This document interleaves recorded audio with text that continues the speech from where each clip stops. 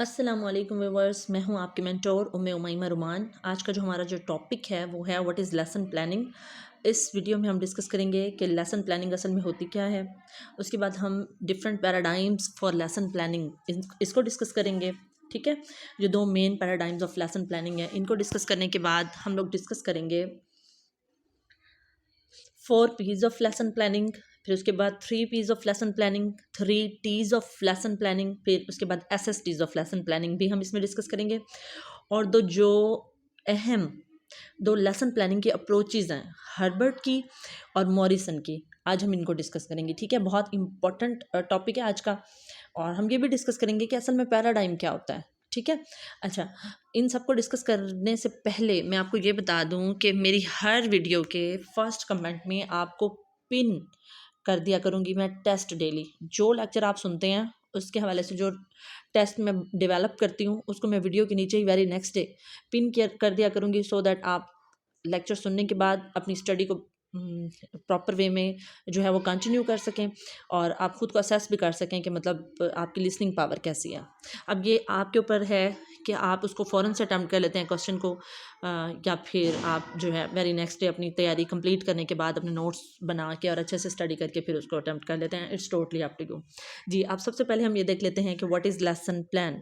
आपको पता है कि लेसन प्लान वो सेट ऑफ रूल्स होते हैं जो एक टीचर टीचिंग लर्निंग प्रोसेस के स्टार्ट करने से पहले ही बना के रख लेता है हर लेसन के अकॉर्डिंग। ठीक है, कि उसने अपने क्लासरूम में स्टूडेंट्स को जो है उनकी माइंड मैपिंग कैसे करनी है, उनकी प्रिपरेशन कैसे करवानी है, कि मतलब किस तरह से उसने अपना टॉपिक जो है वो इंट्रोड्यूस करवाना है स्टूडेंट्स के सामने, किस तरह की वो एक्टिविटीज़ को इंटरमिंगल करेगा अपने कॉन्सेप्ट बच्चों में इन्फ्यूज़ करने के लिए।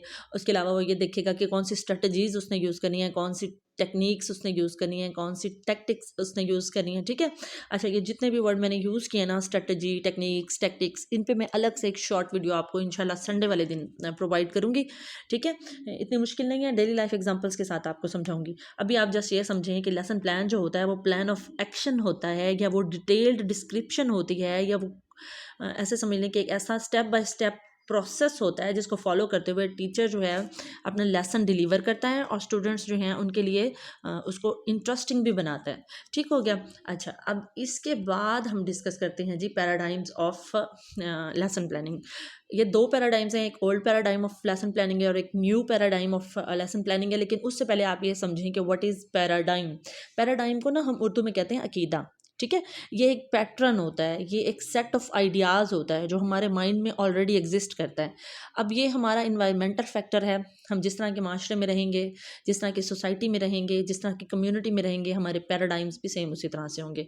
अगर हम सिंपल वर्ड में कहें ना तो हम ये कहेंगे कि जो पेरेंट्स होते हैं ना वो डिफरेंट पैराडाइम्स अपने बच्चों में जो है वो इन्फ्यूज़ कर देते हैं। ठीक हो गया।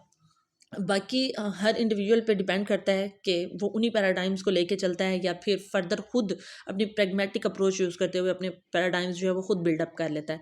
अब इसकी मैं एक एग्जांपल देती हूँ आपको, हज़रत इब्राहीम अलैहिस्सलाम की। आपको पता है कि उनके वालिद जो उर थे वो एक बुत फरोश थे। ठीक है, वो खुद बनाते थे और ख़ुद बेचते थे। अब उन्होंने अपने पैराडाइम्स हज़रत इब्राहीम अलैहिस्सलाम ने में इन्फ्यूज़ करने की पूरी कोशिश की होगी, लेकिन हज़रत इब्राहीम अलैहिस्सलाम ने अपनी प्रैग्मेटिक अप्रोच यूज़ की, अपनी कॉग्निटिव स्किल्स को यूज़ किया और उन्होंने सोचा कि मेरा खुदा वो है जो नाकाबिल शिकस्त हो। ठीक है, और उन्होंने अपना एक नया पैराडाइम बनाया कि मतलब खुदा सिर्फ एक है और वो कादिरुल मुतलिक होगा, उसको ज़वाल नहीं है। ठीक है, और यही चीज़ उनको जो है नबूवत के दर्जे पे लेके गई। ये इसकी बेस्ट एग्जांपल है कि पैराडाइम्स जो हैं वो इन्वायरमेंटल फैक्टर्स भी हो सकते हैं और हेरेडिटी के फैक्टर्स भी हो सकते हैं। अच्छा, अब हम देख लेते हैं what is old paradigm of lesson planning. तो ओल्ड पैराडाइम जो था ना वो टीचर सेंटर था। ठीक है, उसमें teacher as a formal authority था, वो स्टूडेंट सेंटर नहीं था, वो सब्जेक्ट सेंटर था। सब्जेक्ट नॉलेज, रेसिटेशन और रोट लर्निंग, इन चीज़ों पे फोकस था ओल्ड पैराडाइम में। आपको पता ही होगा कि बार बार रेसिटेशन करवाना, ड्रिल्स करवाना, मतलब रिटन प्रैक्टिसेस करवाना, टीचर को जो है फॉर्मल अथॉरिटी समझना, अपने आइडियाज़ जो है वो जो स्टूडेंट था वो शेयर नहीं कर सकता था, और इसके अलावा जो टीचर था उसकी बात को मनोवन मान लिया जाता था। ठीक है, और कोई भी एक्टिविटी सेंटर्ड अप्रोच नहीं थी ओल्ड पैराडाइम में। अच्छा, अब न्यू पैराडाइम को डिस्कस करते हैं। जो न्यू पैराडाइम है ना वो लर्नर सेंटर्ड है, वो एक्टिविटी बेस्ड है। ठीक है, वो एक एक्लेक्टिक अप्रोच है। ठीक है, जो ओल्ड पैराडाइम था ना वो या तो डुअलिस्टिक अप्रोच था या फिर मोनोइस्टिक अप्रोच था। डुअलिस्टिक किस सेंस में था कि या तो वो टीचर सेंटर्ड होता था या फिर सब्जेक्ट सेंटर्ड होता था, ठीक है। लेकिन जो लर्नर सेंटर्ड अप्रोच है, new paradigm of lesson planning है, वो एक एक्लेक्टिक अप्रोच है, ठीक है। एक्लेक्टिक मीन डिफरेंट फिलॉसफीज से, डिफरेंट पैराडाइम्स से अपने आइडियाज़ को बोरो कर लेना, ठीक है, बहुत सारी चीज़ों को मिक्स कर लेना। अब जो लर्नर है वो अपनी पेस के हिसाब से, अपनी मेंटल एबिलिटीज़ के हिसाब से जो है अपने आप को फ्लॉरिश करने की या अपने आइडियाज़ को क्लियर करने की कोशिश करता है। मेरे ख्याल में पैराडाइम्स को समझाने के लिए इतना काफ़ी है। अब हम देख लेते हैं what are 4 Ps of lesson planning, 3 Ps, 3 Ts and SSTs. 4 Ps of lesson planning, ये जो स्लाइड है ना इंटरव्यू के लिए बहुत इंपॉर्टेंट है, और वैसे भी पेपर पॉइंट ऑफ व्यू से भी देखा जाए तो मतलब इसकी इंपॉर्टेंस कम नहीं है। तो 4 पीज ऑफ लेसन प्लानिंग में preparation, presentation, practice and production.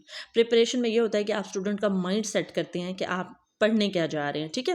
Presentation में ये होता है कि आप अपने कंटेंट को स्टूडेंट्स के सामने प्रेजेंट करते हैं। डिफरेंट स्ट्रेटजीज तो आपने पहले बना ली होती हैं, उसके बाद आप प्लानिंग करते हो, लेकिन आप टेक्निक्स एंड टैक्टिक्स जो है ना वो यूज़ करते हुए स्टूडेंट्स के सामने अपने लेसन को, अपने कंटेंट को प्रेजेंट करते हो। उसके बाद एक्टिविटीज़ के थ्रू आप स्टूडेंट्स को प्रैक्टिस करवाते हो, और एंड में आप उनकी जो फॉर्मेटिव असेसमेंट करते हो ना, फॉर्मेटिव असेसमेंट आप ये नहीं कहेंगे कि एंड का वर्ड भी यूज़ कर लिया और फॉर्मेटिव असेसमेंट का वर्ड भी यूज़ कर लिया। देखिए formative assessment at the end ज़रूर होती है, लेकिन अभी स्टूडेंट जो है वो लर्निंग के प्रोसेस में है, तो आप लेक्चर डिलीवर करने के बाद वाला जो एंड है ना, मैंने एंड का वर्ड इसलिए यूज़ किया है कि लेक्चर डिलीवर करने के बाद आप उनकी असेसमेंट जो करते हैं वो फॉर्मेटिव असेसमेंट कहलाएगी। तो प्रोडक्शन के लेवल पे ना आप उनकी फॉर्मेटिव असेसमेंट करते हैं। अब 3 पीस ऑफ लेसन प्लानिंग में जो है आप ऐड करेंगे प्रेजेंटेशन, मतलब प्रिपरेशन नहीं होगी, आप डायरेक्ट क्या करेंगे, अपना जो कंटेंट है वो स्टूडेंट्स को डिलीवर करेंगे after telling them the topic of the subject, ठीक है। आप उनको पहले ये बताएंगे कि what is the topic that they are going to be study, और उसके बाद आप प्रेजेंट करना स्टार्ट कर देंगे, ठीक है। समटाइम ऐसा होता है मैथ के क्वेश्चंस में भी ऐसा होता है, मतलब कोई ऐसा मतलब हम फार्मूला होता है जिसको हमने पहले ही स्टूडेंट्स को लर्न करवा दिया होता है, और फिर हम उसकी डिफरेंट एक्सरसाइजेस के थ्रू जो है वो प्रैक्टिस करवा रहे होते हैं, तो उसमें आप प्रिपरेशन तो नहीं करेंगे ना, बच्चों को पता ही होगा कि हम पहले क्या लर्न कर रहे हैं, हम उसी की सीरीज़ की तरफ मूव ऑन कर रहे हैं। तो फिर प्रेजेंटेशन होगा, उसके बाद फिर प्रैक्टिस और प्रोडक्शन, ठीक है। मतलब 4 पीस की प्रेजेंटेशन, सॉरी प्रिपरेशन वाले लेवल को अगर आप निकाल देते हैं तो वो 3 पीस बन जाएगा, ठीक है। अब हम आ जाते हैं 3 Ts of lesson planning. 3 Ts of lesson planning में टीचर टॉक टाइम, ये वो टाइम होता है जिसमें टीचर जो है अपना कंटेंट स्टूडेंट्स को प्रेजेंट करने की कोशिश कर रहा होता है, ठीक है। और जो एसएसटीज ऑफ लेसन प्लानिंग है वो है स्टूडेंट टॉक टाइम। अब एक अच्छा टीचर जो है ना वो अपने लेसन प्लानिंग में टीचर टॉक टाइम भी पहले से ही तैयार करके रखता है कि मैंने 5 मिनट बोलना है, मैंने 10 मिनट बोलना है, मैंने 15 मिनट बोलना है, ठीक है। और वो स्टूडेंट टॉक टाइम भी पहले से ही मेंशन करता है अपने लेसन प्लान में कि मैंने स्टूडेंट से क्वेश्चन आंसरिंग के थ्रू या डिफरेंट आइडियाज़ के थ्रू जो है वो स्टूडेंट को कितनी देर का मौका देना है कि वो बोलें, ठीक है। जैसे फॉर एग्जांपल हमारे पास 40 मिनट्स का लेसन है, अब मैं एक रफ सा ड्राफ्ट आपके सामने रख रही हूँ, आप जाएंगे, आप 5 मिनट में उनको प्रिपेयर करेंगे, प्रिपरेशन का लेवल होगा, उसके बाद आप 15 मिनट तक प्रेजेंटेशन करेंगे। अब वही जो आपकी प्रेजेंटेशन होगी ना वो आपका टीचर टॉक टाइम होगा, ठीक है। उसके बाद आप प्रैक्टिस करवाएंगे बच्चों को, वो जो प्रैक्टिस वाला टाइम होगा ना, फॉर एग्जाम्पल आप 15 मिनट उनको प्रैक्टिस करवाते हैं तो वो आपका स्टूडेंट टॉक टाइम बन जाएगा। और लास्ट वाले 5 मिनट्स में आप उनको कोई रिटर्न का वर्क भी दे सकते हैं जो प्रोडक्शन का लेवल होगा, या आप उनको होमवर्क भी असाइन कर सकते हैं, कोई असाइनमेंट भी असाइन कर सकते हैं, ठीक है। ये मैंने आपको एग्जांपल दे दी, मेरे ख्याल में इतना काफ़ी है इस टॉपिक के लिए। अब हम आ जाते हैं जी अप्रोचेज ऑफ लेसन प्लानिंग। सबसे पहले हम लीनियर अप्रोच देख लेते हैं। हर्बर्ट अप्रोच जो है वो लीनियर अप्रोच है। अच्छा, अब आपको मैं मज़े की बात ये बताऊं कि जैसे करिकुलम डेवलपमेंट के जो मॉडल्स हमने पढ़े थे ना, टाबा, टेलर, लॉटन और साइक्लिकल मॉडल, ये उन्हीं के साथ अगर आप रिलेट करके लर्न करेंगे ना तो आपके लिए ज़्यादा ईजी हो जाएगा, ठीक है। जो हर्बर्ट थे ना, इन्होंने लीनियर अप्रोच दी थी, ठीक है। अच्छा, आपसे अब मेरा क्वेश्चन ये है कि हमने जो करिकुलम मॉडल्स पढ़े थे उसमें लीनियर अप्रोच कौन कौन सी थी करिकुलम मॉडल्स की, ठीक है। आपने ये मुझे कमेंट सेक्शन में बताना है। उसके बाद मैं आपको ये बता दूं कि ये लीनियर अप्रोच भी थे, और हर्बर्ट स्पेंसर जो थे ना, उन्होंने कहा था कि mind of a child is like a blank slate, ठीक है। यही बात ब्लैंक स्लेट वाली ना एक फिलोसफर ने भी की थी, एक साइकोलॉजिस्ट ने भी की थी, और आपने मुझे कमेंट सेक्शन में बताना है कि वो कौन है, ठीक है। अगर आप लोगों को नहीं पता होगा तो फिर मैं इंशाल्लाह कमेंट सेक्शन में ही आप लोगों को बता दूंगी, आपने मुझसे पूछ लेना है कि मैम वो कौन है, ठीक है। अभी ये आपके लिए एक चैलेंज है।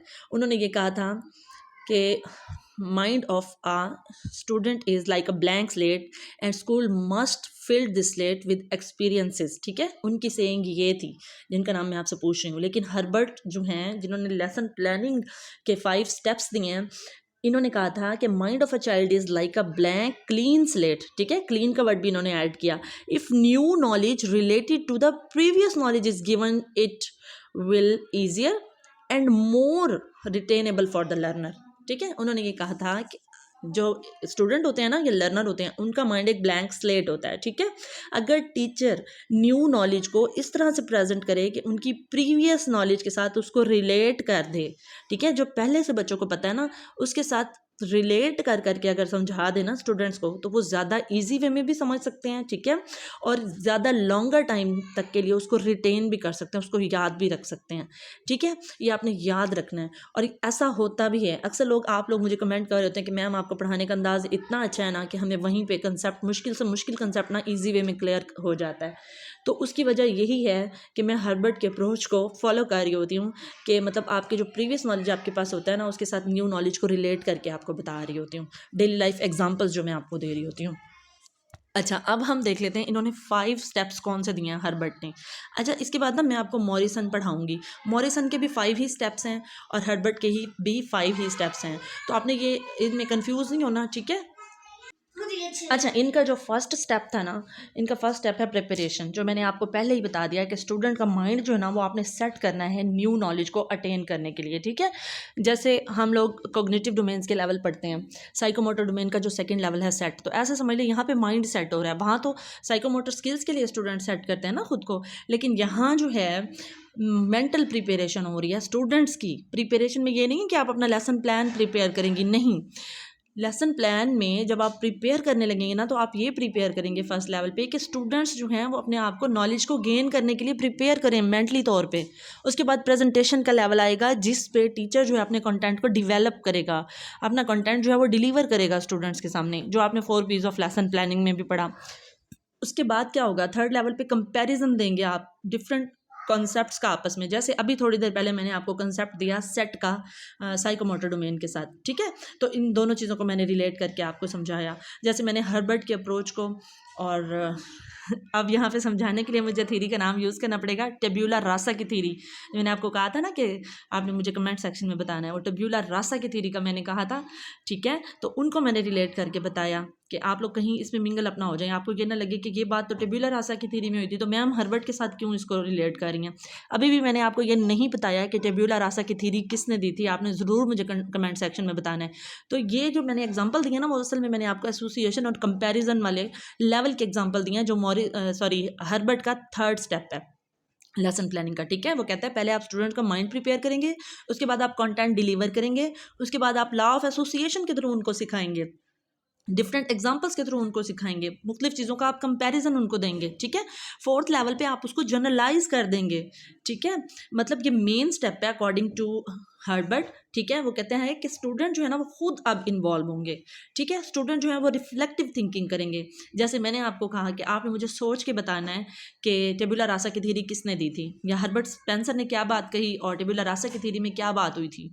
तो मतलब इस तरह से जो है स्टूडेंट रिफ्लेक्टिव थिंकिंग करेंगे। मैंने आपको एक टेक्निक यूज़ की आपकी रिफ्लेक्टिव थिंकिंग को बाहर निकालने के लिए, ठीक है। तो यही जनरलाइजेशन है। अब जो फिफ्थ लेवल है ना वो है एप्लीकेशन के लेवल पे क्या होता है कि स्टूडेंट्स जो है ना उस एक्वायर्ड नॉलेज को डेली लाइफ में यूज़ करने के काबिल हो जाते हैं। जैसे आप क्लासरूम में कोई एक्टिविटी करवा दें, फॉर एग्जांपल मैंने क्लास में बच्चों को ये सिखाया कि जो क्लासरूम की नॉर्म्स और रूल्स हैं वो कैसे होते हैं, ठीक है। पहले मैंने उनको पूरा प्रोसेस प्रिपरेशन वाला, प्रेजेंटेशन वाला, कंपैरिजन और एसोसिएशन वाला, फिर जनरलाइजेशन वाला करवा दिया, ठीक है। अब एप्लीकेशन के लेवल पे वो मुझे करके दिखाएंगे कि मतलब अगर उन्होंने क्लासरूम से बाहर जाना है तो किस तरह से परमिशन सीख करेंगे, वो क्लासरूम के अंदर एंटर होना है तो वो किस तरह से सीख करेंगे परमिशन, अगर उन्होंने कुछ मुझसे पूछना है तो वो किस तरह से हैंड रेज करेंगे एंड सो ऑन, ठीक है। उसको वो मतलब प्रैक्टिकली करके देखेंगे।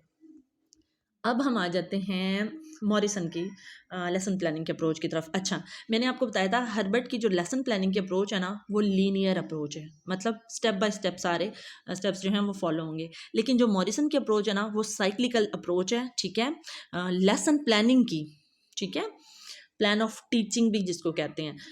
इसकी साइक्लिकल अप्रोच है, इसको आप किसी भी पॉइंट से स्टार्ट कर सकते हैं। इसके भी 5 ही स्टेप्स हैं, ठीक है। अब 5 स्टेप्स इसके कौन से हैं?